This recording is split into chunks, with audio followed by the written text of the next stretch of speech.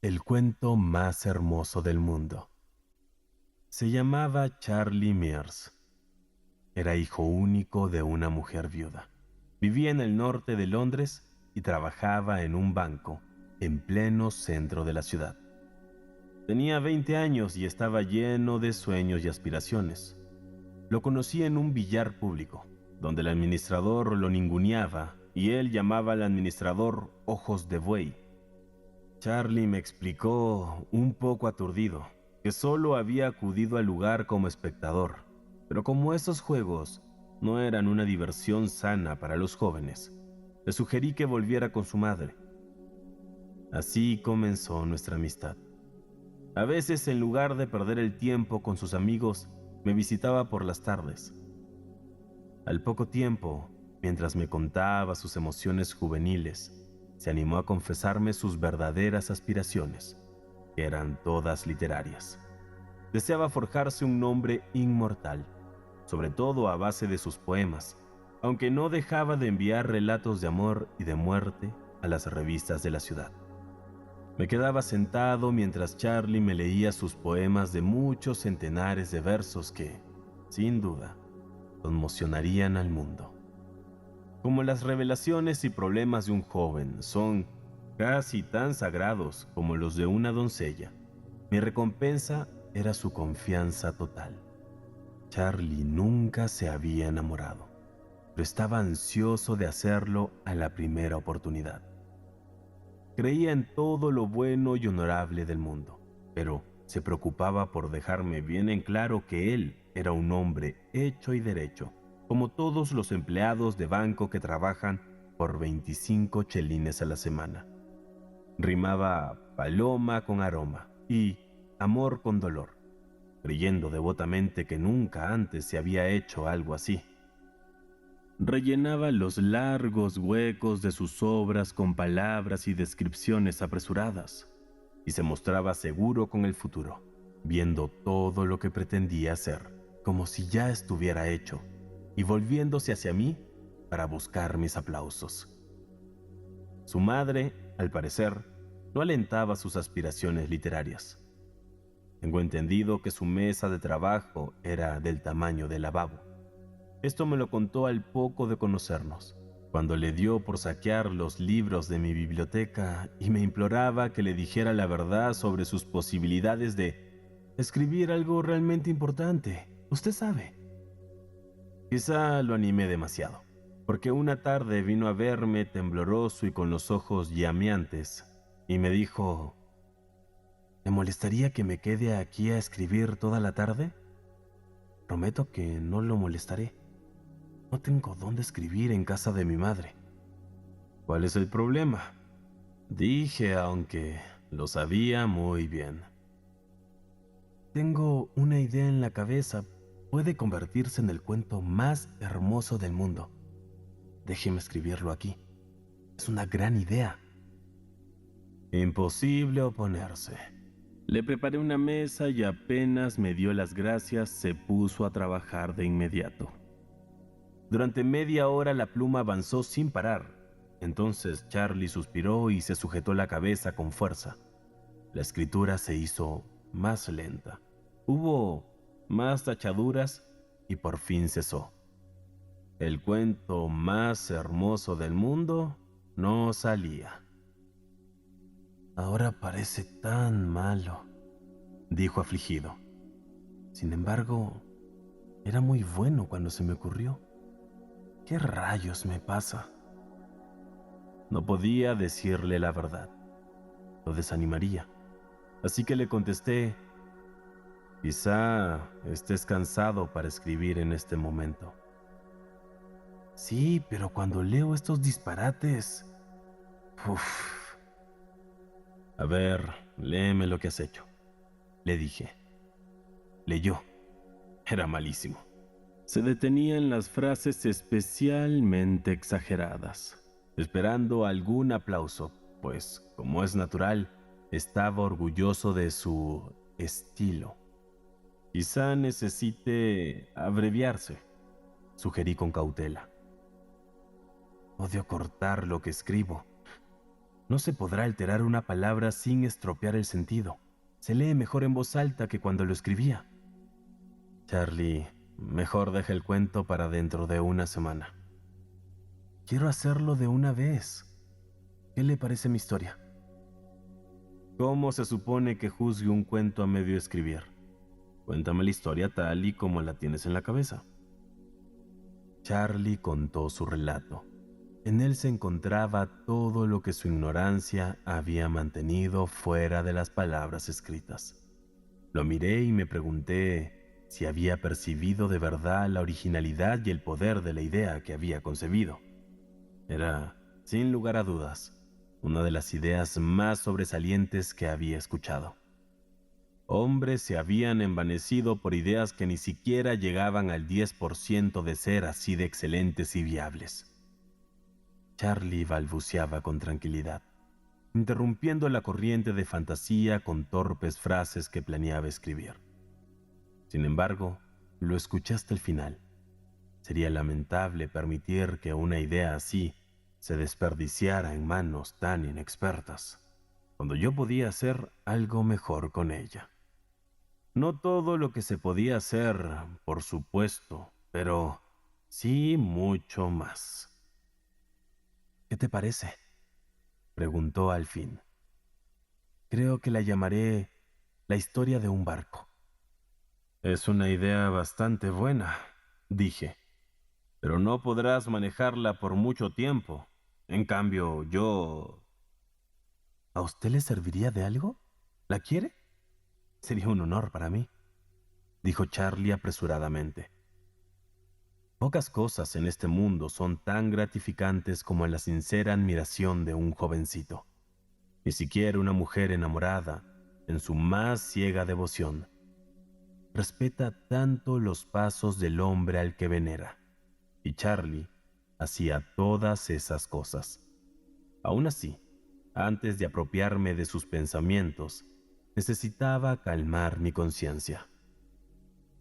Hagamos un trato, le dije.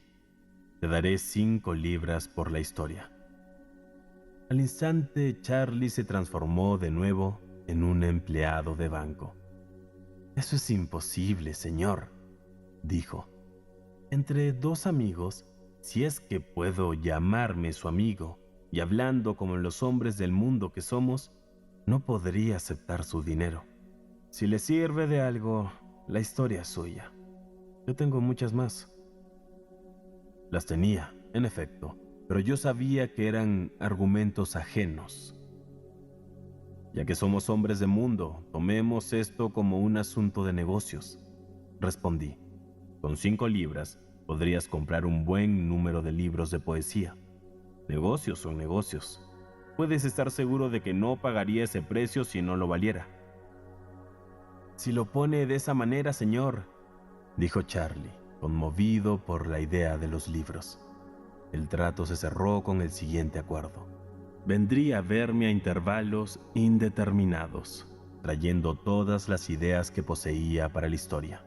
A cambio, tendría una mesa para escribir y el derecho de leerme todos sus interminables poemas. Luego le pregunté, «Bien, ahora dime cómo se te ocurrió esta idea». «Vino sola», dijo Charlie, y sus ojos se iluminaron. «Sí, pero me has contado muchos detalles sobre el héroe. Tienes que haberlo leído en alguna parte». «No tengo tiempo para leer, excepto cuando estoy aquí», dijo Charlie. «Los domingos paseo en bicicleta o voy al río con mis amigos. No hay nada de malo en mi protagonista, ¿verdad?» «Dímelo nuevamente y lo entenderé. Dices que tu protagonista, tu héroe, se dedicó a la piratería.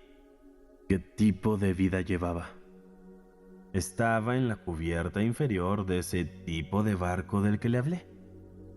«¿Qué tipo de barco era?» «Uno de esos con agujeros y remos a los costados, por donde el mar ingresa y los hombres reman sentados con el agua hasta las rodillas.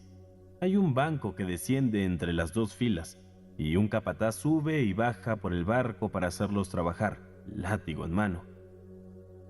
«¿Cómo sabes eso?» Está en el cuento. Hay una cuerda que corre por encima de las cabezas atada a la cubierta superior para que el capataz se agarre cuando el barco se balancea. Cuando el capataz pierde la cuerda y cae entre los remeros, el protagonista se ríe de él y recibe una paliza por ello. El héroe está encadenado a su remo, por supuesto.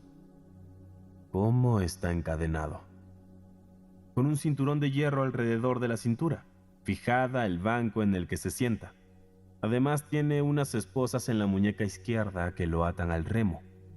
Está en la cubierta inferior, donde se envía a los peores hombres, y la única luz proviene de las escotillas y los agujeros de los remos.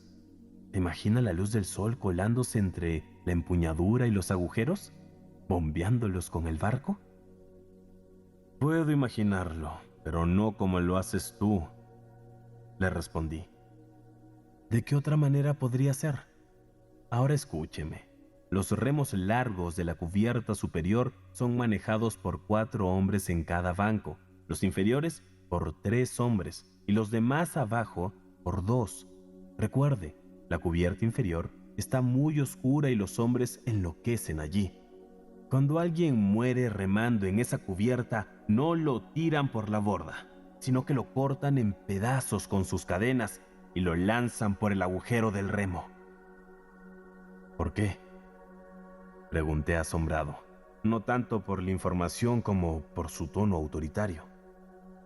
Para asustar a los demás, se necesitan 2 capataces para arrastrar el cuerpo de un remero muerto hasta la cubierta superior.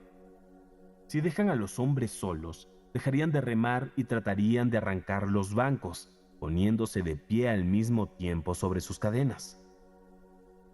Tienes una imaginación prolífica. ¿Dónde has estado leyendo sobre galeras y galeotes? Que yo recuerde, en ningún sitio.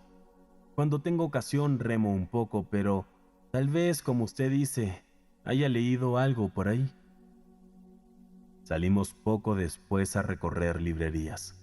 Yo me preguntaba cómo un empleado de banco de solo 20 años podía poner en mis manos, con una prodigiosa abundancia de detalles, aquella historia de extravagantes y sanguinarias aventuras, disturbios, piratería y muerte en mares sin nombre. El protagonista había sido empujado a una desesperada odisea, se había rebelado contra los capataces, tomó el mando de un barco y se estableció en una isla. En algún lugar del mar, usted sabe.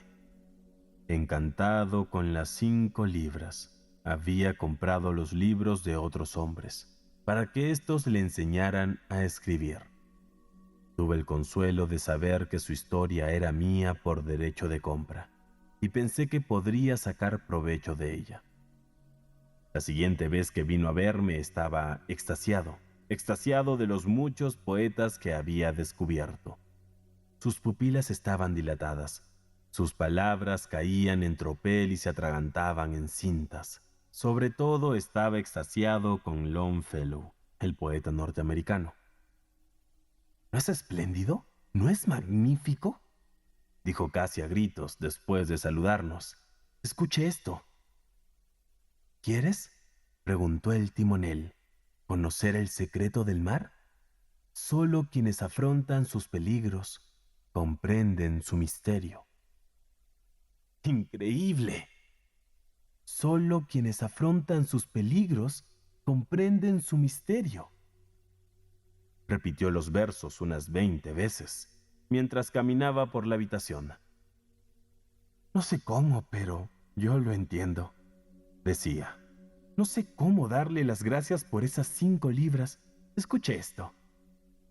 Recuerdo los muelles negros, las mareas libres y agitadas, los marineros españoles de barbudos labios, y la belleza y el misterio de las naves y la magia del mar. Nunca me he enfrentado a ningún peligro, añadió Charlie, pero siento como si supiera todo acerca del mar. Es cierto, cualquiera diría que dominas el mar, dije. ¿Lo has visto alguna vez? Cuando era pequeño fui una vez a Brinton. Antes de venir a Londres vivíamos en Coventry. Nunca lo vi, pero escuche. Cuando el Atlántico desciende sobre el gigantesco viento, el equinoccio tempestuoso me sacudió por el hombro para hacerme comprender la pasión que lo invadía en ese momento. Cuando llegue la tormenta, continuó, creo que todos los remos del barco del que hablaba se romperán y los esclavos tendrán el pecho destrozado por los remos. Por cierto, ¿ya ha escrito algo con esa historia mía? No, contesté. Estaba esperando que me contaras más. Dime, ¿cómo es que estás tan seguro de los accesorios que hay en el barco? Tú no sabes nada de barcos. No lo sé, pero para mí es muy real, al menos hasta que trato de escribirlo. Estuve pensando en eso anoche, en la cama, después de terminar La Isla del Tesoro. Inventé un montón de cosas nuevas para incluir en la historia. ¿Qué tipo de cosas? Por ejemplo, sobre lo que comían los hombres, higos podridos, habas negras y vino en odres de piel que se paseaban de banco en banco. ¿Tan antiguo era el barco? ¿Antiguo? No sé si fue hace mucho o no, es solo una idea, pero a veces es tan real que parece verdad. ¿Le molesto hablando de ello? En absoluto. ¿Se te ocurrió algo más? Sí, pero son tonterías. Charlie se sonrojó un poco. No importa, dímelo. Bueno, estaba dándole vueltas a la historia y al cabo de un rato me levanté de la cama y escribí en un papel el tipo de cosas que los remeros ponían en los remos, usando el filo de sus esposas. Me pareció que eso podía darle mayor realismo a la historia. Para mí, usted sabe, sigue siendo algo muy real. ¿Tienes ese papel contigo? Sí, pero no veo para qué se lo enseñaría. Son solo unos garabatos. Sin embargo, he pensado que podrían ir en la portada del libro. Ya me ocuparé de esos detalles. Muéstrame lo que escribieron tus remeros. Extrajo de su bolsillo un papel de carta, con una sola línea rayada, y la guardé. ¿Qué se supone que significa esto en inglés? Pregunté. Pues no lo sé, contestó. Quizás signifique estoy cansadísimo. Es una tontería, repitió. Pero esos hombres del barco me parecen todos personas de verdad. Escribe el cuento lo antes posible. Me gustaría verlo impreso. Lo que me has contado daría para un largo libro, dije. Hágalo entonces. Solo tiene que sentarse y escribirlo. Dame un poco más de tiempo. ¿No se te ocurrieron nuevas ideas? Por ahora no, estoy leyendo los libros que compré. Son espléndidos. Tras su partida, observé la hoja de papel con la inscripción. Lo sostuve con cuidado entre las manos, asegurándome de que no se desprendieran ni diera la vuelta. Acto seguido, abandoné mis aposentos y al poco rato me encontré discutiendo con el policía que trabajaba en el Museo Británico. Con toda la cortesía que pude reunir, le pedía solo una cosa: ver al hombre experto en la antigua Grecia. El policía, respetuoso de las reglas del museo, me siguió por cada rincón y pasillo. Fue un anciano quien, interrumpiendo el horario de su almuerzo, puso fin a mi búsqueda tomando el papel entre el índice y el pulgar, mirándolo con desdén. ¿Qué significa esto? Veamos, dijo. Por lo que veo es un texto en griego sumamente corrompido, escrito por una persona. Aquí me clavó los ojos. Extremadamente analfabeta. Leyó despacio. Pollock, Ermank, Taursnik y Henniker. 4 nombres que me resultan familiares. ¿Puede decirme el significado del texto? Le pregunté. Estoy muchas veces cansado y vencido por este trabajo. Ese es el significado. Me devolvió el papel y me marché sin una palabra de agradecimiento, explicación o disculpa. Mi distracción y descortesía eran perdonables. Precisamente a mí, entre todos los hombres, se me otorgó la oportunidad de escribir el cuento más admirable del mundo. Nada menos que la historia de un galeote griego contada por él mismo. No resultaba extraño que a Charlie le parecieran reales sus sueños. Las parcas, esas diosas del destino, siempre celosas de cerrar las puertas de cada vida sucesiva, habían sido descuidadas en esta ocasión. Charlie, sin saberlo, miró lo que a nadie le estaba permitido mirar, con perfecta visión, desde el inicio de los tiempos. Ignoraba el conocimiento que me había vendido por unas modestas 5 libras, ya que los empleados de banco no saben de metempsicosis ni de griego antiguo. Yo, en cambio, saltaba entre los mudos dioses del museo y reía ante sus desgastados semblantes. Con aquel material en mis manos, forjaría una historia tan cautivadora y sorprendente que el mundo la consideraría artificiosa y exagerada. Y yo, solo yo, sabría que era una historia auténtica, cierta. Solo yo poseía esta joya, que podría cortar y pulir a mi gusto. Volví a bailar entre los dioses egipcios del pasillo, hasta que el policía me vio y comenzó a acercarse. Ahora solo quedaba animar a Charlie a seguir hablando, y esto no era nada complicado, pero había olvidado aquellos malditos libros de poesía que compró. Una y otra vez venía a verme extasiado con los versos de Byron, Shelley o Keats. Sabiendo lo que el muchacho había sido en sus vidas pasadas y ansioso por no perderme ni una sola de sus palabras, no pude ocultarle mi interés. Él, por supuesto, tomó mi actitud como una muestra de respeto a su yo actual, para quien la vida era tan nueva como lo fue para Dan, y a sus recientes lecturas de poesía. Su insistencia en recitar no sus propios versos, sino los de otros, agotó mi paciencia. Deseé que todos los poetas ingleses fueran olvidados de la memoria humana. Blasfemé contra los hombres más célebres de la poesía, culpándolos por apartar a Charlie del camino de la narración directa y por estimularlo para que los imitara. Pero contuve mi impaciencia hasta que su entusiasmo se desvaneció y el muchacho volvió a sus ensoñaciones. ¿De qué sirve lo que yo piense cuando esos genios escribieron para los ángeles?, gruñó una noche. ¿Por qué no escribe algo así? Creo que no te portas bien conmigo, dije, hablando con mesura. Ya le conté mi historia, dijo zambulléndose de nuevo en los versos de Byron. Pero necesito detalles, insistí. Esas cosas que invento sobre aquel maldito barco que usted llama galera son fáciles. Usted mismo puede inventarlas. Subo un poco la calefacción. Quiero seguir leyendo. Tuve ganas de romperle en la cabeza la lámpara de gas. Yo podría inventar cosas si solo supiera lo que Charlie ignoraba que sabía.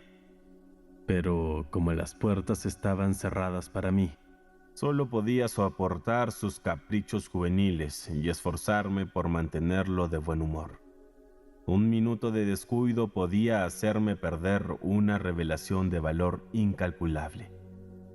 De vez en cuando dejaba a un lado sus libros, que guardaba en mi casa, pues su madre los habría considerado un despilfarro de dinero, y se perdía en sus sueños marinos. De nuevo maldije a todos los poetas de Inglaterra. La mente del empleado de banco había sido coloreada, recubierta y distorsionada por sus lecturas. El resultado era una confusa maraña de voces ajenas, muy parecida al zumbido de un teléfono de oficina en la hora más ajetreada.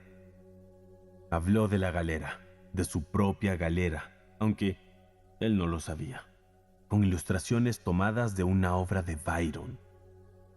Señaló las experiencias de su héroe con citas de El Corsario y lanzó profundas y desesperadas reflexiones morales de Caín y Manfredo, esperando que yo las aprovechara para el cuento. Solo cuando la charla giraba en torno a Longfellow, Tus torrenciales discursos se calmaban y yo sabía que estaba diciendo la verdad, tal como la recordaba. ¿Qué te parece esto?, le dije una tarde en cuanto comprendí el mecanismo de su memoria, y antes de que pudiera refutar, le leí toda la saga del rey Olaf. Escuchó boquiabierto, tamborileando con los dedos el respaldo del sofá, hasta que llegué a las canciones de Emmar Tambeskelver. Y al verso Einar, sacando la flecha de la cuerda destensada, respondió: «Fue Noruega lo que se quebró bajo tu manto, oh rey». Se estremeció del puro deleite sonoro. «Eso es mejor que Byron, supongo», aventuré. «Mejor, es todo cierto. ¿Cómo podía saberlo Longfellow?». Recité otro verso.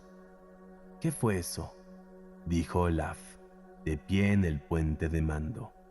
Oí algo como el estruendo de un barco destrozado al encallar. ¿Cómo podía saber cómo los barcos chocan y los remos se arrancan contra la costa? Solo anoche. Pero siga leyendo, por favor, y lea de nuevo el islote de los chillidos. No, ahora estoy cansado. Mejor hablemos. ¿Qué es lo que sucedió anoche? Tuve una horrible pesadilla sobre la galera. Soñé que me ahogaba en una pelea. Íbamos al lado de otro barco, excepto donde nuestros remos se agitaban. El agua estaba quieta. ¿Sabe usted cuál es mi sitio en la galera?, hablaba entrecortadamente, como si temiera que me riera de él. «No lo sé», respondí mansamente, con el corazón empezando a latirme. «Eso es nuevo para mí. Soy el cuarto remo de la derecha. Éramos 4 en el cuarto de la proa inferior. Todos estábamos encadenados. Me recuerdo mirando el agua intentando quitarme las esposas antes de que empezara la pelea. Entonces colisionamos con el otro barco y quedé inmóvil, con los 3 compañeros encima y los remos colgando en las espaldas». ¿Qué sucedió después? Los ojos de Charlie eran 2 brasas. Miraba la pared detrás de mi asiento. No sé cómo luchamos.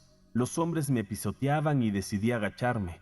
Los remeros del lado izquierdo, atados a sus remos, ya sabe, empezaron a gritar y a remar hacia atrás. Mientras el agua chisporroteaba, giramos y terminamos boca arriba como un escarabajo. Tumbado donde estaba, supe que una galera venía para embestirnos por el lado izquierdo. Si levantaba la cabeza, podía verla por encima de las banderillas. Queríamos recibirla con la proa, pero era demasiado tarde. Solo pudimos girar un poco, pues la galera de la derecha se había enganchado a nosotros y nos impidió movernos.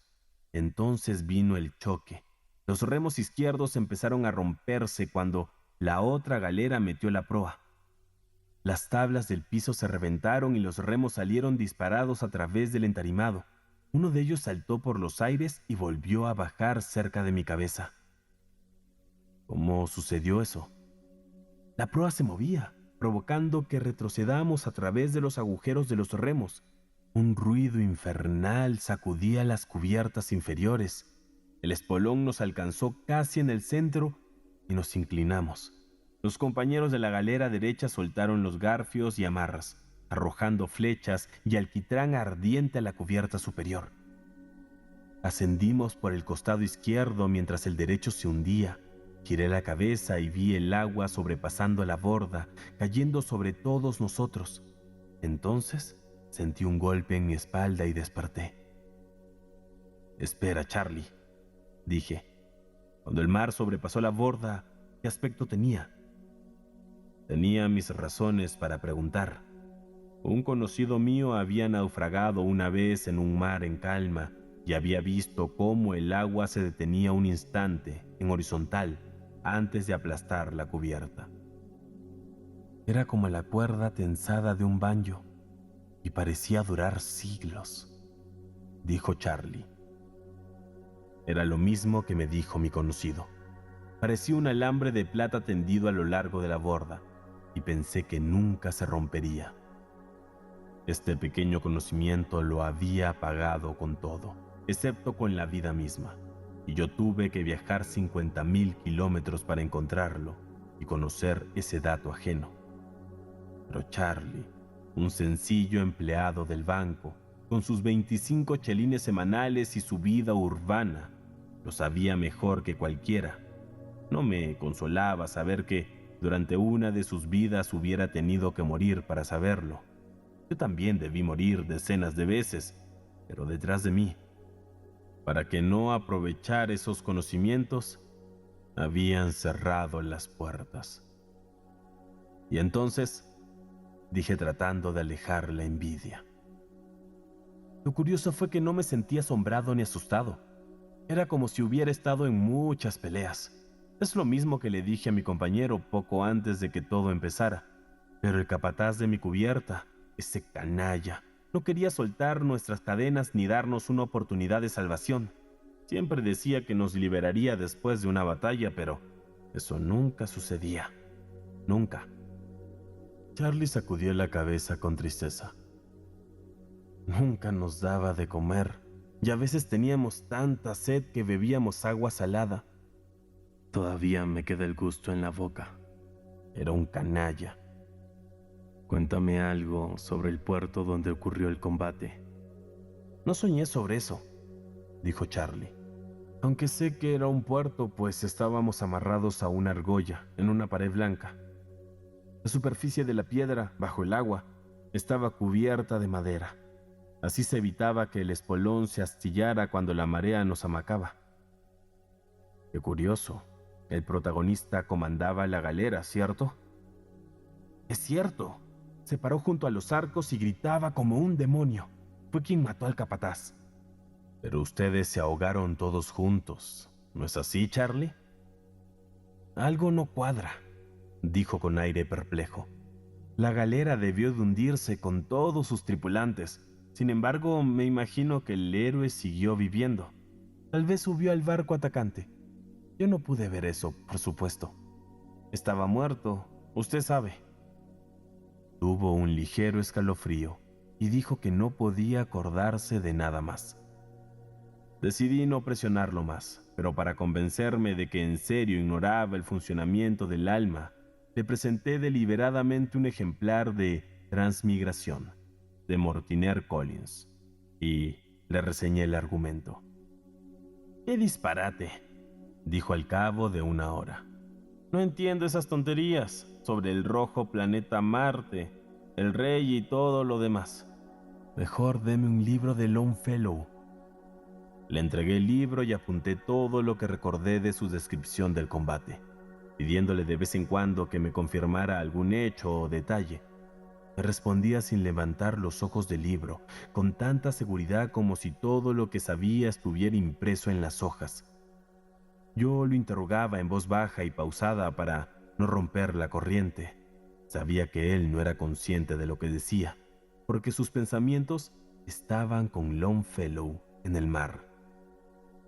Charlie, dije, cuando los remeros se amotinaron, ¿cómo mataron a sus capataces? Arrancaron los bancos y se los rompieron en la cabeza. Eso ocurrió durante una tormenta.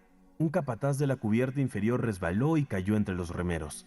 Lo estrangularon hasta matarlo, silenciosamente, con las manos encadenadas. Estaba demasiado oscuro para que el otro capataz viera lo que había pasado. Cuando preguntó dónde estaba su compañero, lo arrastraron y también lo asfixiaron.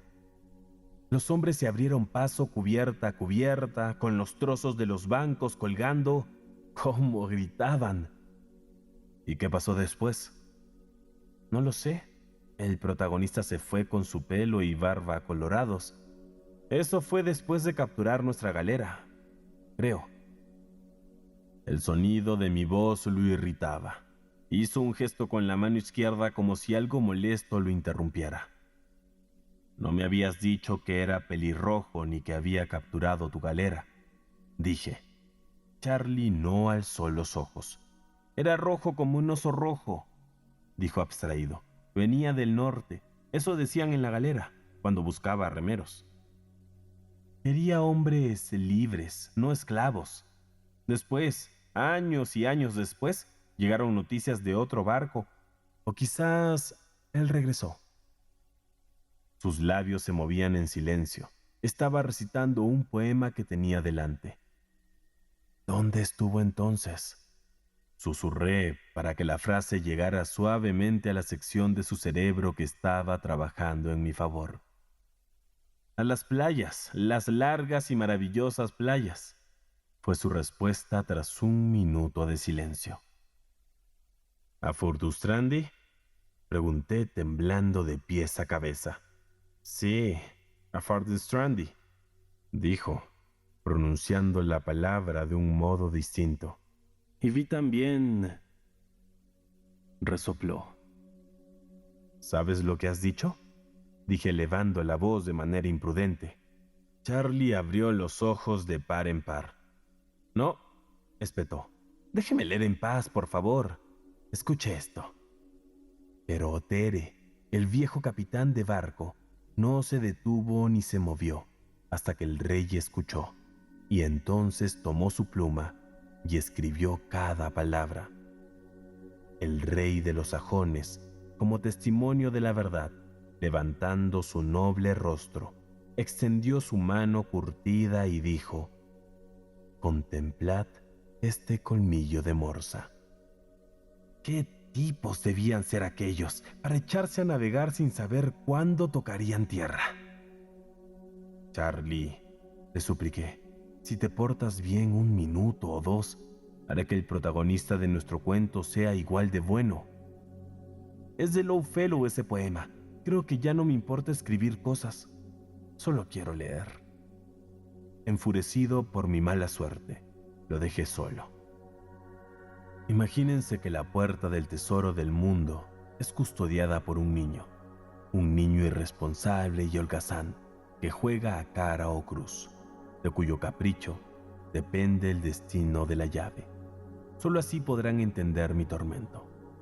Hasta aquella noche Charlie no había dicho nada que no correspondiera a las experiencias de un galeote griego.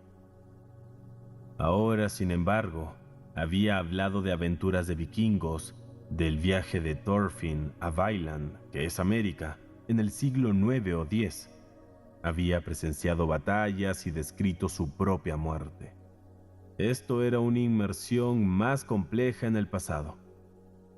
¿Acaso habría omitido media docena de vidas y recordó un episodio que sucedió 1000 años después?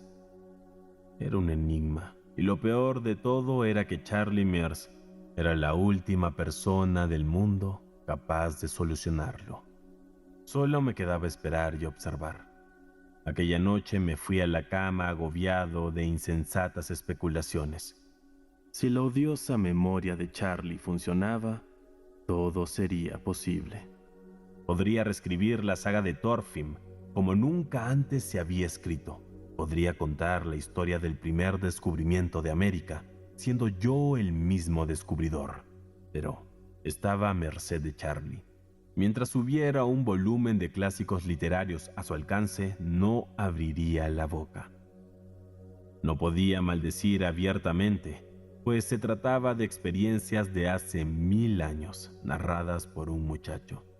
Y un muchacho de hoy se ve afectado por cada cambio y opinión, de modo que miente incluso cuando desea decir la verdad.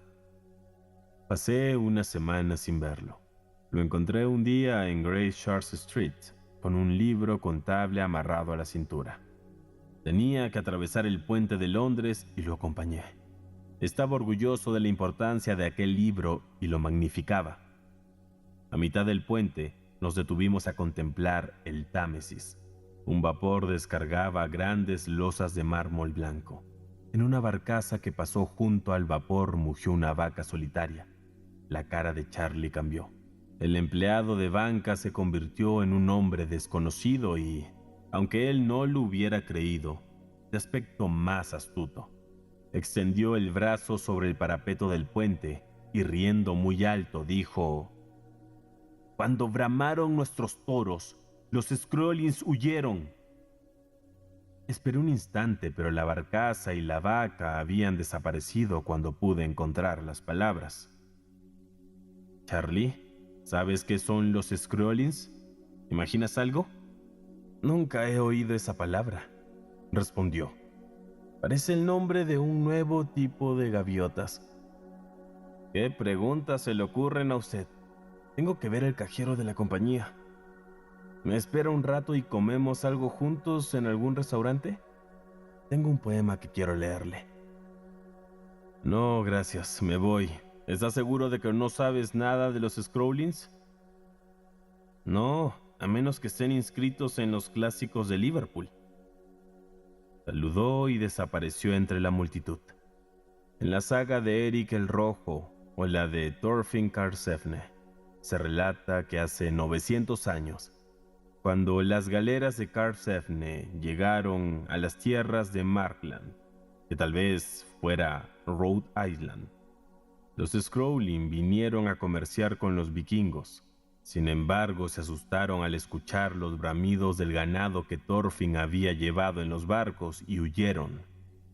Pero, ¿cómo un remero griego podría saber de aquel asunto? Deambulé por las calles intentando desentrañar el misterio, pero cuanto más reflexionaba, menos entendía lo que sucedía. Solo una cosa parecía cierta, y eso me dejó atónito. Si llegara a conocer de manera íntegra ese algo, no sería una de las vidas del alma de Charlie Mears, sino al menos media docena de ellas, todas individuales e independientes. Solo medio puñado de existencias vividas en las aguas azules de los inicios del mundo. Examiné la situación con mayor cuidado. Me parecía una injusticia que me fallara la memoria de Charlie cuando más la precisaba. Era un pensamiento ingrato. Miré hacia lo alto a través de la nieblina y el humo, preguntándome si los señores de la vida y de la muerte comprenderían lo que esto significaba para mí.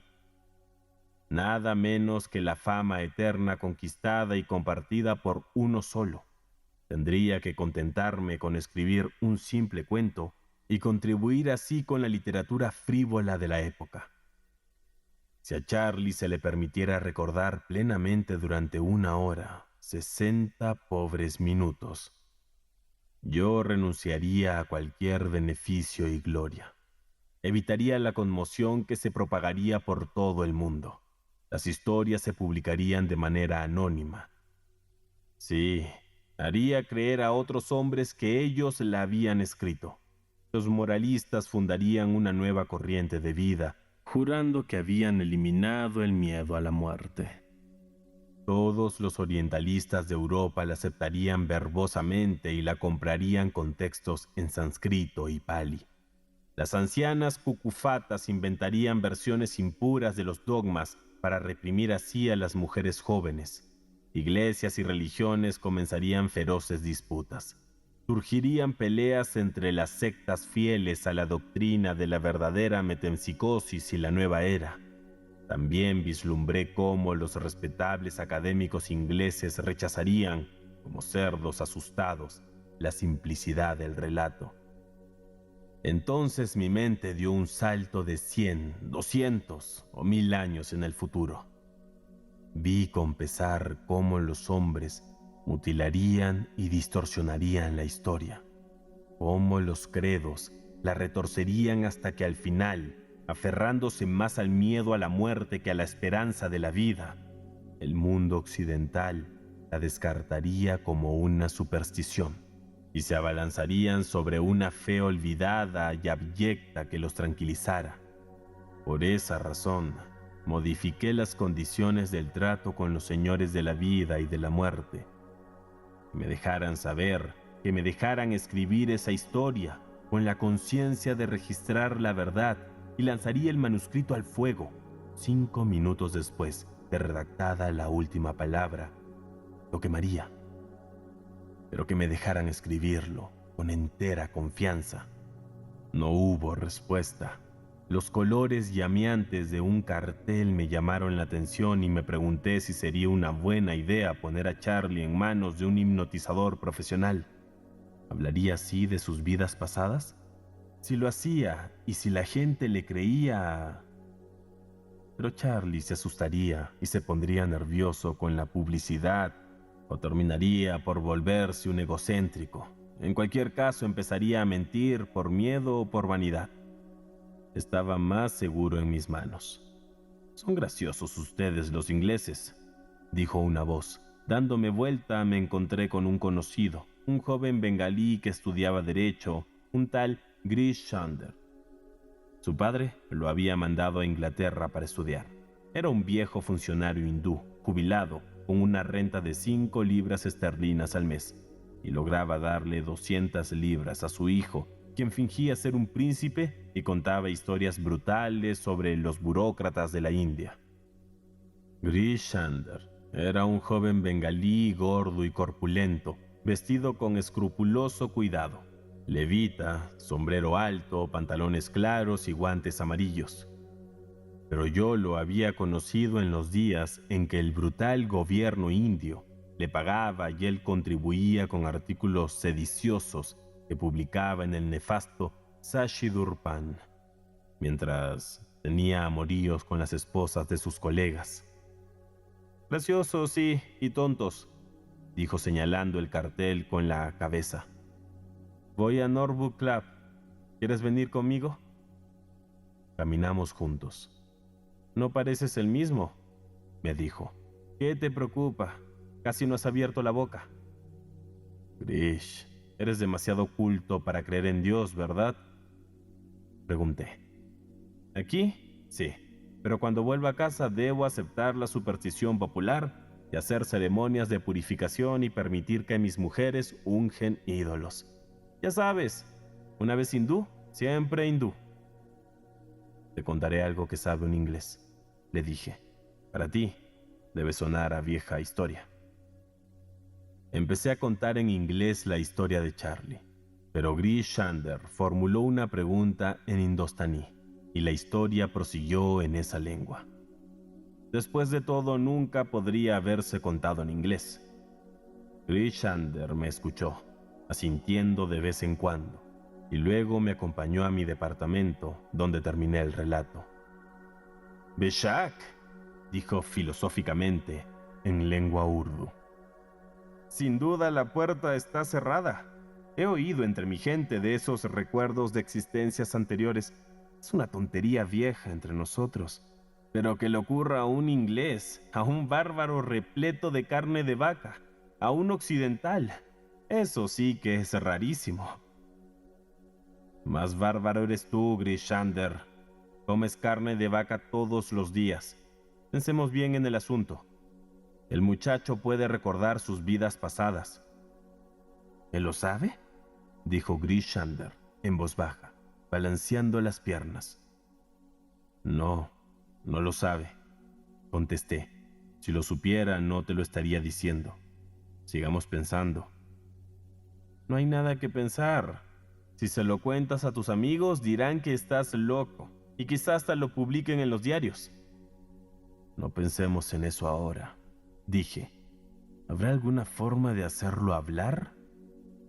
«Hay una posibilidad», dijo Grish Chunder dando un respingo. «Oh, sí, pero si hablara, tú sabes, este mundo se acabaría, y eso pesaría en tu cabeza. Estas cosas no están permitidas. La puerta, ya te he dicho, está cerrada para nosotros». «¿Y la más mínima posibilidad?», pregunté. «¿Cómo puede haberla? Eres cristiano y estás prohibido de comer el fruto del árbol de la vida o nunca morirás. ¿Cómo temerle a la muerte si todos supieran lo que tu amigo no sabe que sabe? Como indio tengo miedo a los azotes, pero no a morir porque sé lo que sé. Ustedes no temen a los azotes, pero sí a la muerte. Si no le temieran, se llevarían el mundo por delante en una hora, arrasándolo de principio a fin. Con el tiempo, tu amigo se acordará menos y menos hasta que un día dirá que solo fue un sueño. Esto es una excepción». «No hay excepciones a las reglas», aseguró Grish Chunder. «Unas parecen menos rígidas que otras, pero todas son iguales. Si el muchacho dijera que se acuerda de todas sus vidas anteriores, o de un trozo de ellas, lo expulsarían en 1 hora de su trabajo. Se convertiría, como sueles decir, en un saco de huesos y lo mandarían al manicomio. Debes admitir eso, amigo mío. Sí, pero el muchacho es lo de menos. Su nombre no tiene por qué aparecer en la historia. Ya veo. Esa historia nunca se escribirá. Entonces supongo que puedes intentarlo. Voy a hacerlo, dije. Por el prestigio y el dinero que ganarás, por supuesto. No, aclaré. Solo será por el gusto de escribir la historia. Palabra de honor. Aún así no podrás hacerlo, dijo. No se puede jugar con los dioses. Ahora es una historia bonita. Es mejor que te apresures o la perderás. ¿Qué quieres decir? Quiero decir que, por fortuna, el muchacho no se ha fijado todavía en ninguna mujer. No entiendo, dije recordando algunas confidencias de Charlie. Lo que quiero decir es que todavía no se ha enamorado. Cuando eso llegue, bon voyage. Eso sucederá. Hay millones de mujeres en esta ciudad. Mucamas, enfermeras, niñeras. Te dan un beso detrás de la puerta y eso es suficiente. Lo olvidas todo. Me estremecí ante la idea de que una mucama arruinara mi historia. Y sin embargo, era algo probable. Grishander sonrió. Sí, muchachas bonitas, primas o amigas del trabajo, un solo beso será suficiente para devolverlo al presente. ¿Y eso qué?, dije yo. Recuerda que él no sabe nada sobre sus vidas pasadas. Ya lo sé. En todo caso, si no pasa nada, terminará por perderse en la vida financiera, en el comercio. Tiene que ser así. Pero es más seguro lo de la mujer, me parece. Llamaron a la puerta y Charlie entró impetuosamente. Le habían dado la tarde libre en la oficina y su mirada traía toda la intención de una larga conversación. Seguramente tenía poemas escondidos hasta en los tobillos. Poemas fastidiosos que, sin embargo, a veces le hacían hablar de las galeras. Grishander lo miró atentamente. «Discúlpeme», dijo Charlie inquieto. «No sabía que tenía visita». «Me voy», dijo Grishander. Me llevó al vestíbulo. «Este es el hombre», dijo dándome una tarjeta. «Nunca contará lo que escuches. Podríamos fingir que es un juego y realizar todo el ritual. ¿Qué te parece? Este hombre podrá ver todo lo que tu muchacho puede ver. Es un vidente y nos dirá muchas cosas del futuro». Puede que tengas razón, pero no voy a entregarlo a tus dioses y demonios. No le hará daño, solo se sentirá algo mareado al despertar. Has visto el procedimiento muchas veces. Por eso mismo me niego. Será mejor que te vayas, Grishander. Se fue repitiendo que estaba echando por la borda mi única oportunidad de mirar el porvenir. Esto no me inquietó en lo absoluto. Solo me interesaba el pasado y ningún muchacho hipnotizado me ayudaría a hacerlo. «Qué negro tan desagradable», dijo Charlie cuando volví junto a él. «Bueno, mire, tengo un nuevo poema. Lo escribí después de comer. ¿Puedo leerlo?» «Deja que lo lea yo». «Pero usted no sabrá darle la entonación adecuada. Cuando usted lee mis poemas, las rimas suenan mal». «Léenlo en voz alta entonces», dije con tono cansado. «Haz lo que quieras». Charlie declamó su poema. Era igual de malo que el resto de sus versos. Había estado leyendo los libros que compró como si fueran manuales de cocina. Le desagradó cuando le dije que si quería oír algo de Longfellow, prefería leer uno de sus libros y no una versión contaminada. Entonces revisamos su manuscrito, línea por línea. Charlie rechazaba todas las objeciones y observaciones con esta frase. «Sí, tal vez eso suene mejor, pero usted no entiende lo que quiero decir». Al menos en ese sentido, Charlie era muy parecido a otros poetas. Había un garabato en el reverso del papel. ¿Qué es eso?, le dije. Ah, no son versos, respondió. Es algo que escribí anoche antes de irme a la cama. No podía encontrar rimas, así que me puse a escribir en verso libre. Estos son los versos libres de Charlie. Remamos para ti con el viento en contra y las velas bajas. ¿Nunca nos dejarás ir? Comíamos pan y cebollas mientras arrasabas ciudades o corríamos a bordo cuando el enemigo rechazaba tus ataques. Cuando hacía buen tiempo, los capitanes subían y bajaban de la cubierta cantando canciones, pero nosotros seguíamos abajo. Nos desmayamos sobre los remos y tú no podías saberlo, porque aún sacudíamos los brazos de adelante para atrás, de atrás para adelante. ¿Nunca nos dejarás ir?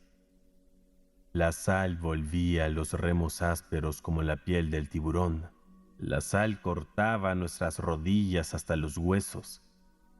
El pelo se nos pegaba a la frente y nuestros labios estaban cortados hasta las encías y nos azotabas porque ya no podíamos remar.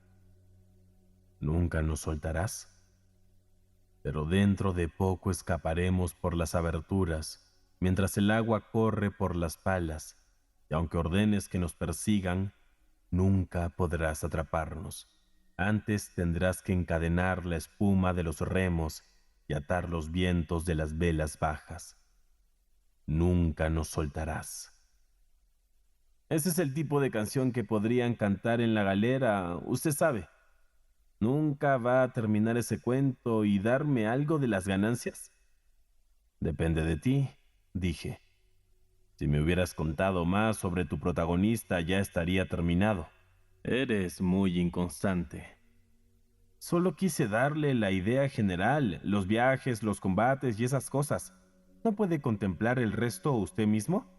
Haga que el héroe salve a una chica de los piratas y se case con ella, o algo por el estilo. Eres un pésimo colaborador, dije. ¿Ahora me dirás que el protagonista para casarse tendrá que vivir más aventuras?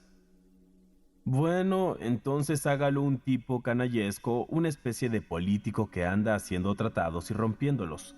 Un tipo de pelo negro que se esconde detrás de los mástiles mientras el resto lucha a muerte. Pero antes dijiste que el protagonista era pelirrojo. ¿No pude haber dicho eso? El protagonista tiene el pelo negro, por supuesto. Usted no tiene mucha imaginación.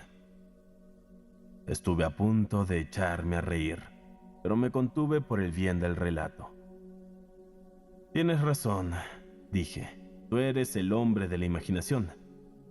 Así que un tipo de pelo negro, un tipo abyecto y patético, que tiene un barco con cubierta. No, un barco abierto, un gran bote. Era para volverse loco. Tu barco ya ha sido descrito y diseñado, protesté. Tú mismo lo hiciste. No, ese barco no. Ese estaba abierto o medio abierto. Claro, es cierto. Me ha hecho creer que el protagonista era el pelirrojo. Si fuera el del pelirrojo, el barco sería abierto y tendría velas pintadas. Claro, así es. Seguramente, pensé. Ahora recordará que sirvió en 2 galeras, en una griega a las órdenes de un canalla de pelo negro, y luego en un dragón vikingo bajo las órdenes de un hombre pelirrojo, igual que un oso rojo. El diablo me impulsó a hablar. ¿Por qué dijiste claro, Charlie? No sé, ¿se está burlando de mí? Había roto la corriente de recuerdos. Cogí un cuaderno y fingí hacer muchas anotaciones. Es un placer trabajar con alguien tan imaginativo, dije al rato. Es admirable cómo has trazado el carácter del héroe. ¿Usted cree?, respondió él ruborizándose. A menudo siento que valgo más de lo que mi madre... perdón, más de lo que la gente piensa.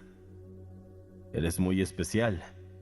Entonces, ¿usted cree que si envío un artículo sobre las costumbres de los empleados de banco al Tidbits, consiga el premio y gane una libra esterlina? No era eso lo que quería decir, amigo.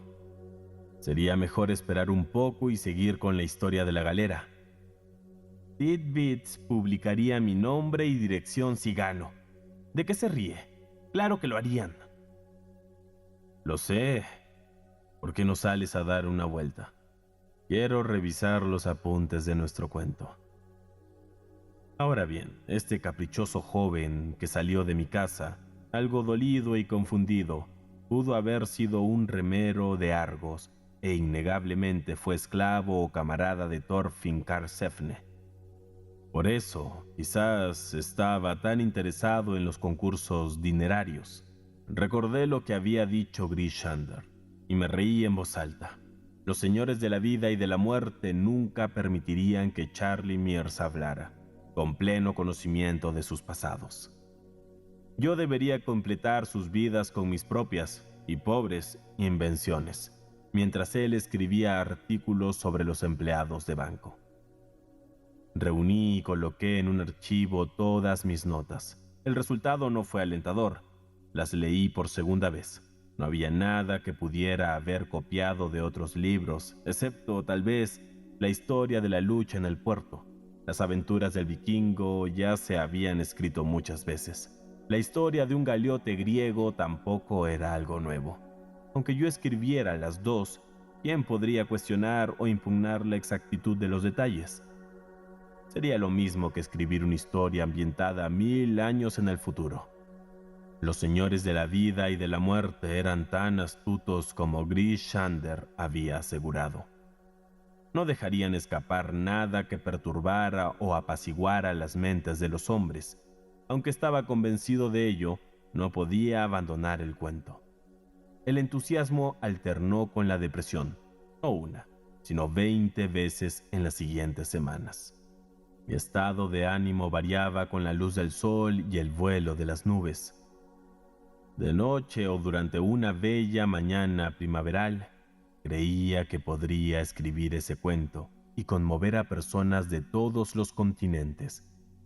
En las tardes húmedas y lluviosas veía materializado el cuento, pero lo veía como una obra falsa, una pieza oxidada de museo. Entonces maldije a Charlie, aunque la culpa no era suya. Ahora estaba concentrado en los premios literarios. Cada semana lo veía menos. A medida que la estación le cedía el paso a la primavera, los brotes se hinchaban y se preparaban a dar fruto. Ya no le importaba leer ni hablar de lo que había leído, y su voz dejó de sonar como antes. Cuando nos veíamos, apenas le mencionaba el tema de la galera. Era Charlie quien aludía a ella, pues pensaba que era una historia que podía generar buenas ganancias. Creo que merezco al menos el 25%, dijo con franqueza. Yo aporté todas las ideas, ¿no? Esta avidez por el dinero era una faceta nueva. Supuse que la había adquirido por estar viviendo en Londres, que también había corrompido su acento. Cuando el cuento esté hecho hablaremos. De momento no puedo imaginar nada. Héroe, pelirrojo o moreno son igual de difíciles. Estaba sentado junto al fuego, mirando las brasas rojas. No entiendo la dificultad. Para mí está clarísimo, dijo. El héroe pelirrojo capturó mi galera y navegó hasta las playas. Sabía que era mejor no interrumpirlo. No tenía lápiz ni papel a la mano, y no me atrevía a buscarlos para no romper la corriente. La voz de Charlie se convirtió en un susurro. Habló de una galera con destino a Furdurstrandi, de puestas de sol vistas bajo las velas de la tarde, cuando el pico de la galera se clavaba en el declinante disco del horizonte, y navegamos por ese rumbo porque no teníamos otro, dijo. Habló de un desembarco en una isla y de las exploraciones en sus bosques, donde la tripulación mató a 3 hombres que se durmieron bajo los pinos.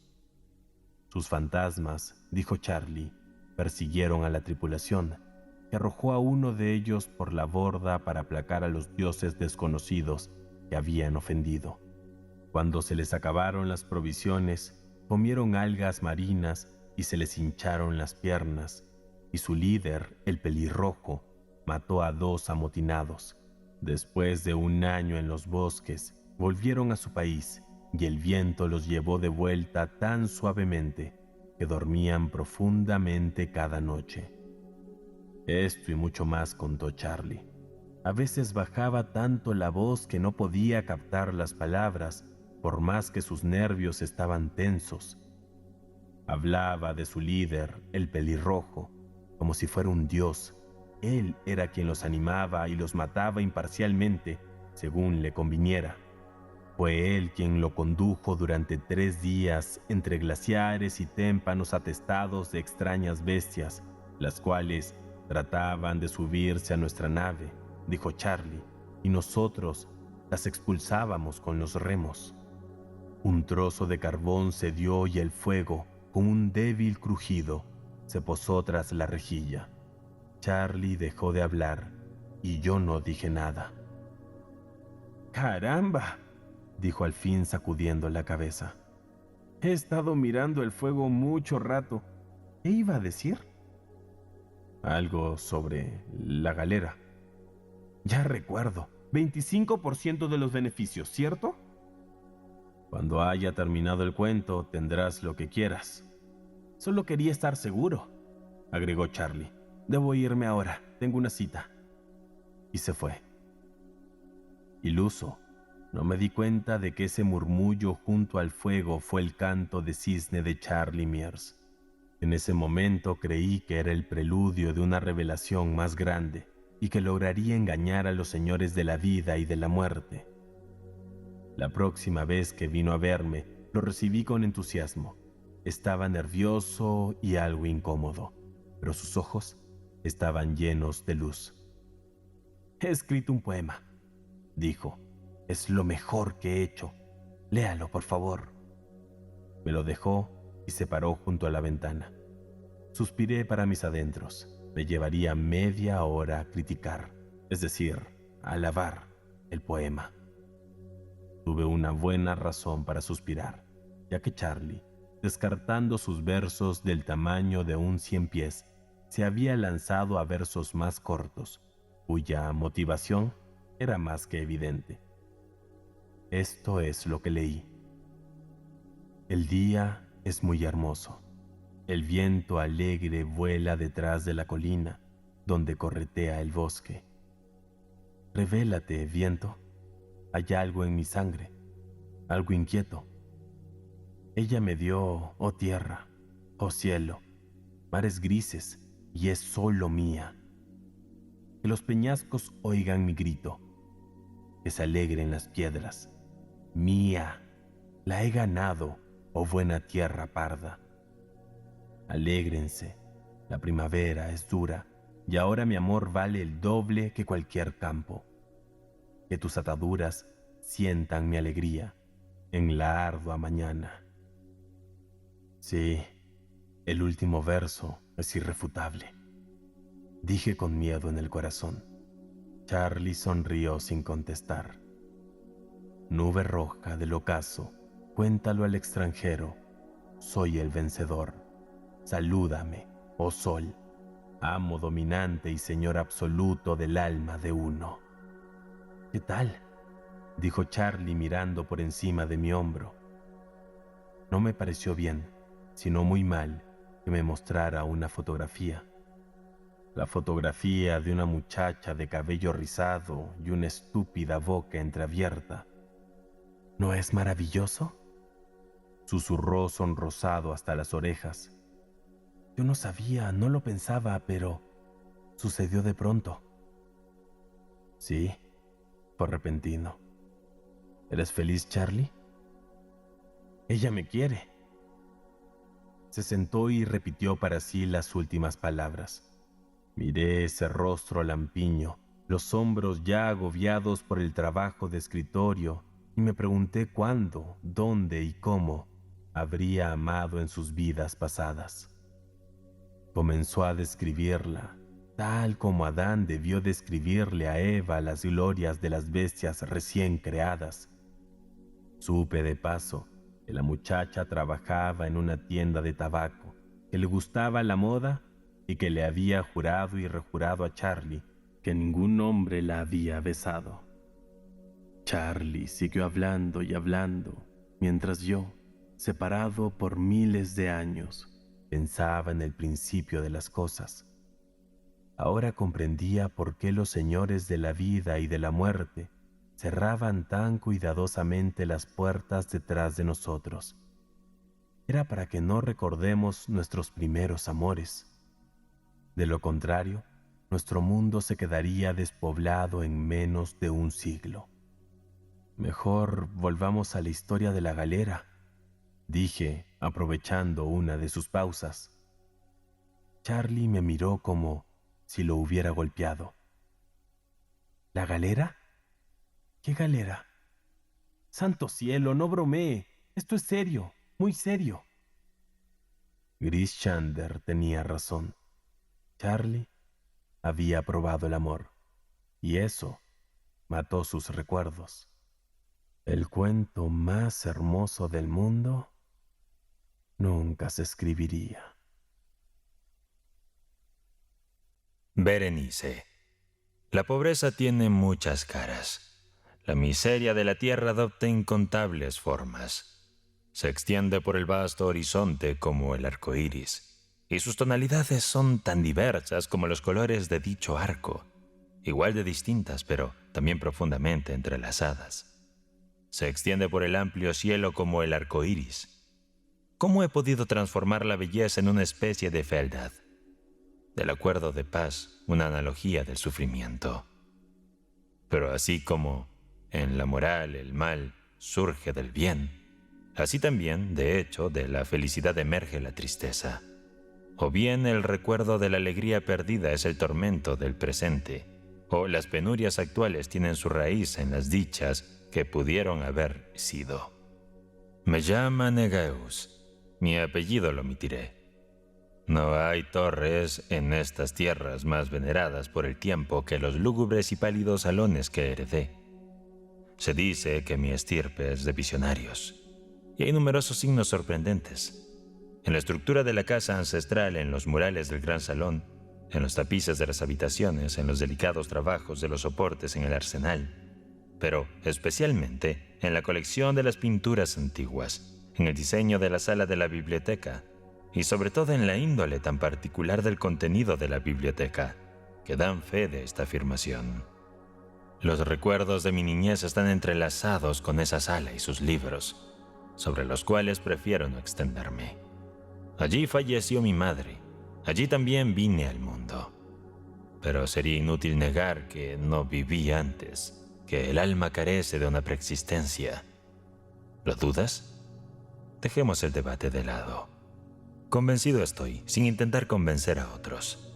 Persiste, no obstante, un recuerdo de figuras etéreas, donde miradas espirituales y cargadas de significado, de sonidos melancólicos, aunque melodiosos, un recuerdo ineludible, una memoria difusa, cambiante, indefinida, inconstante, y como una sombra también, inseparable de mí mientras el sol de mi lógica brille. Fue en esa sala donde nací, despertando de lo que parecía un vasto vacío, que en realidad no lo era, en el mismo reino de la fantasía, en un palacio de la imaginación, en las tierras vírgenes del pensamiento monástico y del saber. No es de asombrar que observara todo con ojos asombrados y vivaces, que mi infancia transcurriera entre libros y mi juventud se desvaneciera en sueños. Pero lo que sí es sorprendente es que, conforme avanzaban los años y la plenitud de la vida, me mantenía aún en la residencia de mis antepasados. Resulta extraordinario el estancamiento que se apoderó de los engranajes de mi ser. Asombroso el giro completo que se manifestó en la naturaleza de mi pensar más habitual.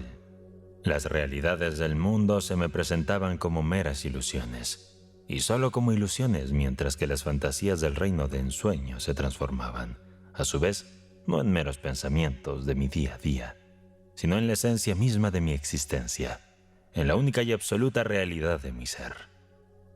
Berenice y yo, primos entre nosotros, crecimos juntos en la morada familiar. A pesar de ello, nuestros caminos fueron dispares. Yo marcado por una salud frágil y una melancolía constante. Ella llena de vida, agilidad y exuberancia. Ella correteando por las colinas. Yo sumergido en la introspección del claustro. Yo enfrascado en mi corazón y entregado por completo a meditaciones profundas y tortuosas. Ella transitando la vida sin preocuparse por las sombras en su sendero, ni por el vuelo saliente de las horas bajo las alas oscuras. Berenice, su nombre, al evocarlo, hace que desde las sombrías ruinas de mi recuerdo, una multitud de memorias agitadas se despertaran. Su figura se presenta ante mí, tan nítida como en aquellos días de su ligereza y despreocupación. Oh esplendorosa y etérea visión, oh espíritu danzante entre los arbustos de Arheim, oh deidad acuática en sus fuentes. Y después todo es misterio y pavor, una crónica que no debe ser revelada. Una enfermedad letal cayó sobre ella como un simón devastador. Al observarla, el espíritu de la transformación la tomó, invadiendo su mente, sus hábitos, su carácter, alternando de manera sutil y horrenda hasta la misma esencia de su ser. Llegó el destructor y partió. ¿Y la víctima? ¿Dónde está? Ya no la reconocía. O mejor dicho, ya no era la Berenice que conocí. Dentro del amplio abanico de padecimientos que siguieron a la terrible enfermedad primaria, que causó en mi prima una transformación tan atroz, tanto en su alma como en su cuerpo, se destaca una forma de epilepsia muy grave, que frecuentemente desembocaba en estados catatónicos, similares a una profunda pérdida de conciencia, de los cuales se recuperaba de forma repentina y sorprendente. Por mi parte, la enfermedad que me aquejaba y que me habían indicado que debería referir así, se intensificaba cada día, evolucionando hacia una monomanía muy peculiar y extraordinaria, fortaleciendo a cada momento y finalmente ejerciendo sobre mí un dominio total e insondable. Esta obsesión, si así puedo llamarla, consistía en una sensibilidad exacerbada de aquellos aspectos del pensamiento que la metafísica denomina atención. Es probable que no sea comprendido en plenitud. Temo que realmente no sea posible impartir a la escucha común una comprensión clara de esa aguda intensidad de interés con la que, en mi experiencia, las capacidades de reflexión se sumergían y perdían en la observación de los más triviales detalles del mundo. Contemplar durante horas interminables, inmerso en la trivialidad de un adorno marginal o en el diseño de las letras de un libro, quedar embelesado por toda una tarde de verano con una sombra caprichosa proyectada en el tapiz o el suelo, perderme toda una noche en el estudio de la llama inmóvil de una lámpara o las ascuas de un fuego, soñar durante días con el aroma de una flor, recitar de forma monótona alguna palabra ordinaria, hasta que, por la repetición constante, el término dejaba de evocar cualquier significado en la mente. Anular toda conciencia de movimiento o existencia física mediante un reposo del cuerpo tan prolongado y persistente. Estos eran algunos de los hábitos más frecuentes y menos dinámicos provocados por un estado de las facultades mentales que, aunque no del todo inaudito, ciertamente escapa a cualquier intento de análisis o explicación. No obstante, es importante no ser malinterpretado. La desmedida y patológica atención que los objetos en sí triviales despertaban no debe ser confundida con esa inclinación a la reflexión que es común en toda la humanidad y que es más pronunciada en aquellos de imaginación viva. Tampoco era, como podría pensarse inicialmente, una versión extrema o un suceso de esta inclinación, sino algo fundamental y esencialmente distinto. En el caso de un soñador o un apasionado, atraído inicialmente por un objeto no trivial, se desvía gradualmente de ésta hacia un mar de deducciones y conjeturas que surgen del mismo, hasta que al final, de su ensueño diurno lleno de fantasía, descubre que el estímulo inicial de sus reflexiones ha desaparecido y quedado en el olvido. En mi situación el objeto primario era siempre trivial. pero a través de mi visión distorsionada adquiría una importancia ilusoria y exagerada. Había muy pocas deducciones y estas pocas regresaban incesantemente al objetivo inicial como su eje. Las reflexiones nunca eran agradables, y al concluir la ensoñación el motivo original, lejos de desvanecerse, había adquirido un interés exagerado y sobrenatural, que era la marca distintiva de mi mal.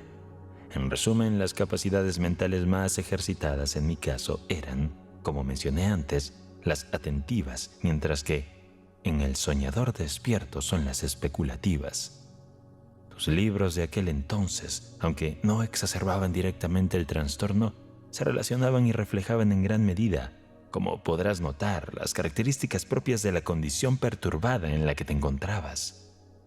Recuerdas, entre otros, el tratado del ilustre italiano Coelius Secundus Curio, De Amplitudine Beati Regni Dei, la extensa obra de San Agustín, La ciudad de Dios, y De Carne Christi, de Tertuliano, en el que la enigmática sentencia Morturus est Dei filius, credibile et scia ineptum est, et sepultus resurrexis, certum est scia impossible est, consumió muchas semanas de tu esfuerzo en una investigación laboriosa sin frutos. Así tu razón, desequilibrada solamente por minucias, se asemejaba a ese peñasco en medio del océano mencionado por Ptolomeo Hefestión, que aunque resistía incolume la fuerza del hombre y el embate violento de los vientos y las olas, temblaba apenas al roce de la flor llamada asfodelo. Aunque podría parecer obvio para cualquier observador casual que el cambio en el estado moral de Berenice, debido a su enfermedad, proporcionaría numerosos elementos para esa meditación intensa y anormal que me ha costado describir. No fue así. En los momentos lúcidos de mi padecimiento, su tragedia efectivamente me causaba dolor y reflexionaba con frecuencia y amargura sobre los extraños medios por los cuales su vida, antes plena de gracia y belleza, había sido tan repentinamente devastada. Pero estas reflexiones no se alineaban con la idiosincrasia de mi enfermedad. Eran pensamientos que cualquier persona hubiera tenido bajo circunstancias similares. Mi desorden, fiel a su naturaleza, se deleitaba no en el gran cambio de Berenice, sino en las alteraciones menores y más sorprendentes que se manifestaban en su físico, en la distorsión singular y terrorífica de su identidad. Durante los días más radiantes de su belleza sin igual, estoy seguro de que nunca la había amado. En la inusual contradicción de mi existencia, los sentimientos nunca habían nacido del corazón para mí, y mis pasiones habían sido siempre del intelecto. A través del gris del alba temprana, entre las sombras entretejidas del bosque al mediodía, y en el silencio de mi biblioteca de noche, ella había flotado ante mi vista, y yo la observaba, no como la Berenice de carne y hueso, sino como la Berenice de ensueño, no como un ente terrenal, sino como la idea de tal ente, no como algo a contemplar con admiración, sino para ser objeto de análisis, no como una figura de afecto, sino como el tema de la especulación más intrincada, aunque sin interés. Y ahora temblaba en su presencia y me palidecía al acercarme a ella. Sin embargo, mientras lamentaba profundamente su estado deplorable y solitario, recordaba que ella me había querido durante mucho tiempo, y en un momento de desatino le hablé de casarnos. Y finalmente llegaba el momento de nuestro casamiento, cuando, en una tarde de invierno, en uno de esos días inesperadamente cálidos, calmos y neblinosos que son el alimento del hermoso Alicione, me senté y pensé que estaba solo, en el ala más retirada de la biblioteca, pero al levantar la mirada vi a Berenice que estaba delante de mí.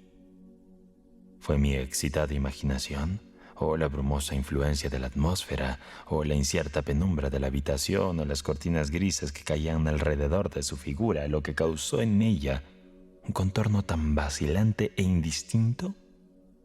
No sabría decirlo. Ella no pronunció palabra, y yo ni por un momento habría podido pronunciar una sílaba. Un escalofrío helado recorrió mi cuerpo, Una sensación de insufrible ansiedad me oprimió. Una curiosidad consumidora invadió mi alma. Y hundiéndome de nuevo en la silla, permanecí durante algún tiempo sin aliento e inmóvil, con los ojos clavados en su persona. Desgraciadamente su demacración era excesiva, y no quedaba ni un vestigio de su antiguo ser en ninguna de las líneas de su contorno. Mis ardientes miradas se posaron al fin en el rostro. La frente era alta, muy pálida y singularmente plácida, y el cabello, antes azabache, caía parcialmente sobre ella y ensombrecía las sienes huecas con innumerables tirabuzones, ahora de un amarillo vivo, que chocaban discordantemente por su carácter fantástico, con la melancolía reinante en el semblante. Los ojos carecían de vida, de brillo, y parecían no tener pupila. Y yo me aparté involuntariamente de su mirada vidriosa para contemplar los labios delgados y encogidos. Se separaron, y en una sonrisa de peculiar significado, los dientes de la cambiada Berenice se mostraron lentamente a mi vista. Quisiera Dios que nunca los hubiera visto, o que habiéndolo hecho hubiera muerto. El sonido de una puerta al cerrarse me perturbó, y al mirar noté que mi prima había dejado la sala. Sin embargo, de la desorganizada habitación de mi mente no había partido, y se negaba a partir, la blanca y horrorosa visión de los dientes. No había mancha en su superficie, ni tonalidad en su esmalte, ni imperfección en sus bordes, que no hubiera quedado grabada en mi memoria en ese breve instante de su sonrisa. Ahora los veía con más claridad que antes. Los dientes, estaban presentes, aquí y allá en todas partes, visibles y tangibles frente a mí, largos, delgados y deslumbradamente blancos, con los pálidos labios retorcidos alrededor de ellos como si estuvieran en el mismo instante de su horrenda aparición. Entonces la plenitud de mi monomanía se apoderó de mí, y luché en vano contra su extraño e ineludible influjo. En los múltiples objetos del mundo externo solo podía pensar en los dientes. Los codiciaba con un deseo frenético. Todos los demás temas y todos los diversos intereses fueron eclipsados por su sola imagen. Se convertían en lo único presente ante mi visión interior, y ellos, en su singularidad, se convirtieron en el núcleo de mi existencia mental. Los observaba en toda circunstancia, los veía desde todos los ángulos, analizaba sus características, me concentraba en sus particularidades, meditaba sobre su forma, pensaba en las alteraciones de su esencia, me estremecía al atribuirles en mi imaginación una capacidad sensible y perceptiva, y aún sin la ayuda de los labios, una potencialidad de expresión moral. De Mademoiselle Sel se ha dicho con mucha certeza que todos sus pasos eran sentimientos, y de Berenice yo creía con más convicción aún que todos sus dientes eran ideas. Ideas. Ese era el absurdo pensamiento que me destruía. Ideas. Por eso los ansiaba tan desesperadamente. Sentía que solo su posesión podría traerme la paz al restaurar mi cordura. La noche descendió sobre mí de esa manera, y luego vino la completa oscuridad. Se detuvo, se fue, y con el nuevo amanecer, las sombras de una segunda noche comenzaron a envolverme nuevamente, y aún permanecí inmóvil en esa estancia solitaria, aún sumergido en la profunda reflexión, y aún la visión de los dientes mantenía su aterradora influencia, ya que con una claridad más aterradora y vívida se suspendía en las luces cambiantes y las sombras de la habitación. Finalmente un grito que detonaba horror y desesperación interrumpió mis pensamientos, y tras una pausa le siguieron sonidos de voces confusas y susurros mezclados con muchos lamentos de tristeza o dolor. Me levanté de mi asiento y, abriendo de repente una de las puertas de la biblioteca, me encontré con una criada llorosa que me informó que Berenice ya no vivía. Había sufrido un ataque de epilepsia en las primeras horas de la mañana, y ahora al atardecer la tumba estaba lista para recibir su nueva ocupante, y todos los arreglos para el entierro estaban completos. Me hallé sentado en la biblioteca y una vez más estaba solo. Parecía que recién había salido de un sueño turbio y agitado. Era consciente de que era medianoche y que Berenice había sido sepultada al caer el sol. Pero del sombrío periodo que transcurrió entre esos dos eventos no tenía memoria precisa, al menos ninguna clara. No obstante, la remembranza estaba saturada de un horror profundo, un error aún más aterrador por su indeterminación y un pavor más espantoso por su imprecisión. Era como una página nefasta en el libro de mi vida, llena de recuerdos oscuros, horrendos e indescifrables. Luchaba por interpretarlos, pero inútilmente. Mientras tanto, de tiempo en tiempo, como el eco distante de un grito perdido, el sonido agudo y desgarrador de una voz femenina parecía resonar en mis oídos. Había hecho algo. ¿Qué era? Pregunté en voz alta, y los ecos susurrantes de la habitación me contestaron: ¿qué era?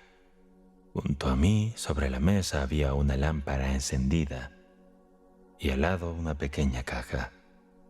No tenía nada de extraordinario. La había visto antes muchas veces, ya que pertenecía al médico de la familia. Pero ¿cómo había llegado a estar allí, sobre mi mesa, y por qué me estremecía al mirarla?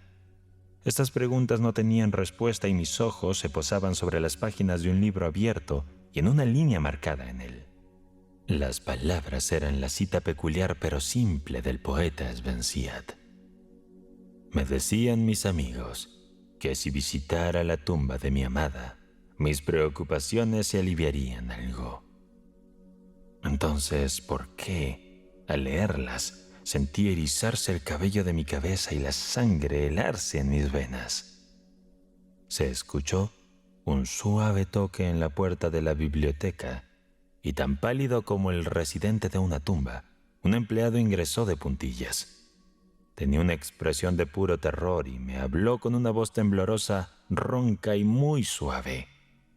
Alcancé a escuchar algunas de sus frases entrecortadas. Contó acerca de un alarido salvaje que rompió el silencio de la noche, de la pronta reunión de la familia, de una búsqueda hacia el lugar de donde provenía el ruido. Y luego su tono se hizo escalofriantemente claro cuando me susurró acerca de una tumba profanada, de un cuerpo desfigurado y envuelto, pero que aún respiraba, latía y estaba con vida. Me indicó la ropa que estaba ensuciada con lodo y sangre. No dije nada y tomó mi mano delicadamente. Estaba marcada con lo que parecían ser rasguños de uñas humanas. Luego me hizo notar un objeto apoyado contra la pared. Lo observé por unos momentos. Era una pala. Con un grito me lancé hacia la mesa y tomé la caja que estaba encima de ella. Pero no logré abrirla debido a mi nerviosismo y al temblar se me escapó de las manos. Cayó con fuerza y se rompió en pedazos. De su interior, con un ruido de cascoteo, se derramaron algunos instrumentos de odontología, mezclados con 32 pequeños objetos de color blanco y marfil, que se dispersaron por el piso.